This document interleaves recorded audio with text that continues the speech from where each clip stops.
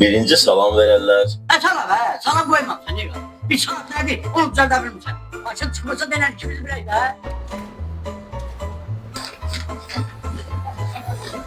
Əvvəla onu bildirim ki, əsəbləşmək sizin kimi adamın sağlamlığına zərərdir.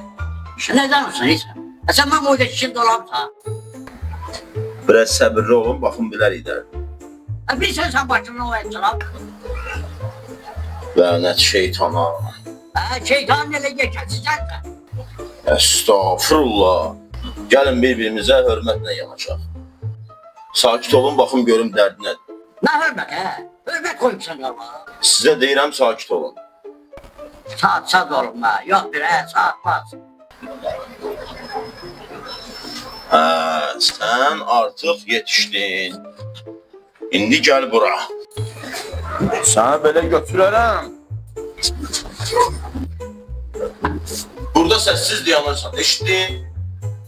Mən sağda düzəldib tutarama sonra düşərsən aşağı. Bayaqdan dinlənmirəm, az qalırsan minəsən boynuma. Bəsdir də.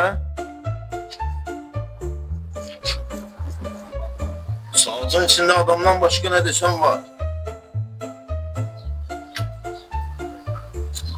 Oyuncaq, kibrit çöpü, kağız. Bu zibilləri vaxtında zibilliyə atsaydı saat 5 gəldi. Necə olur? Sakit dur. Gəldinən pulum yoxdur, pulsuz düzəl, o başqa məsələ.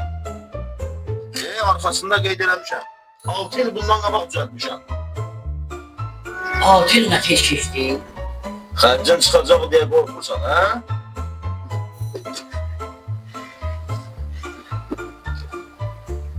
Gözdə pulsuz düzəldim, apararsan.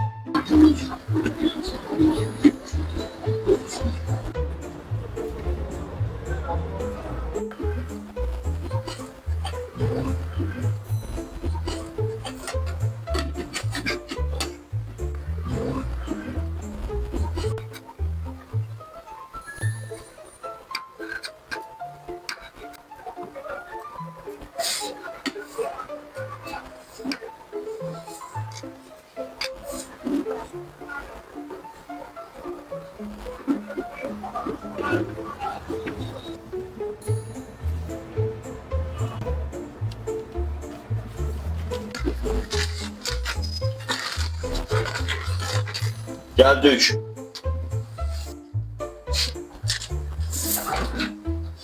Götür saati.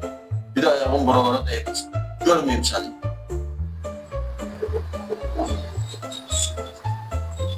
Yaxşı qurtardıq.